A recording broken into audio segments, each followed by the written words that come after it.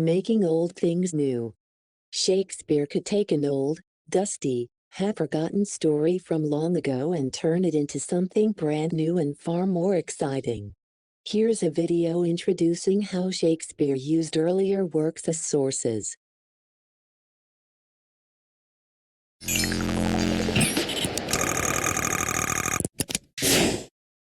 I need an idea for my next play. Oh, this is always the hardest part. But once I get the idea, I can start to visualize the plot and characters. But what can I do? What can I do?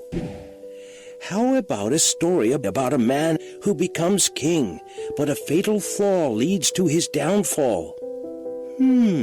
Sounds familiar. Oh, right, I've done that before. I can do a tragedy about a man and woman who die for love. No, not again.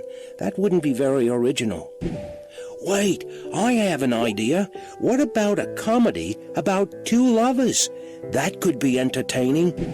But what can I use as a source for the idea? That's it.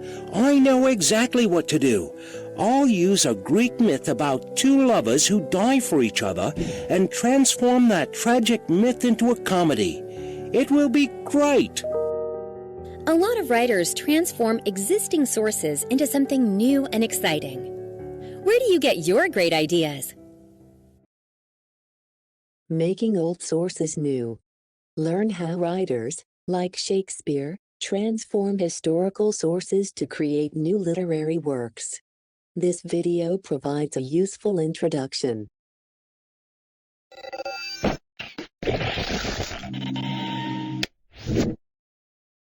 Hi, Rosie here. My drama club is creating its own version of Romeo and Juliet. We're using a new setting and all new dialogue, and we're changing some of the scenes. I was researching Shakespeare's play, and I found out that what we're doing is very similar to how Shakespeare worked. William Shakespeare was one of the most inventive writers who ever lived. Does that mean he made up every single story, character, or detail that appears in his plays? Not at all. In fact, Romeo and Juliet existed in many versions written by others, poems and novellas, before Shakespeare wrote his play. Shakespeare often drew from both literary and informational sources. Sometimes he took big ideas, such as plots or historical subjects from earlier works. Sometimes he picked up small details, such as the name Titania, which comes from the poet Ovid and means from the Titans. Shakespeare adapted works by Greek and Roman writers. For example, he used the characters Lysander and Hermia in his comedy, A Midsummer Night's Dream. Lysander was a Greek general, and Hermia is named for the Greek god of dreams.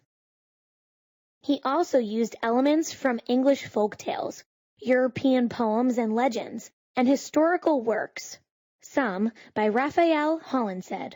For example, this version of the character Nick Bottom. Shakespeare didn't use the other texts word for word, though. He transformed characters and stories and made them distinctive.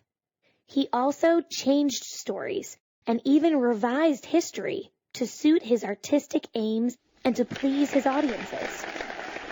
For instance, one of Shakespeare's patrons was King James, who claimed descent from Banquo, a mythical figure. In Macbeth, Shakespeare presents Banquo as a real person who will father a long line of wise, noble kings. For his sources, Shakespeare used stories and details that his audiences were familiar with. In doing so, he made use of the riches of his cultural history. And his amazing poems and plays have added to those riches. Maybe our version of Romeo and Juliet will add something new to the story. Here's to borrowing ideas to create something new.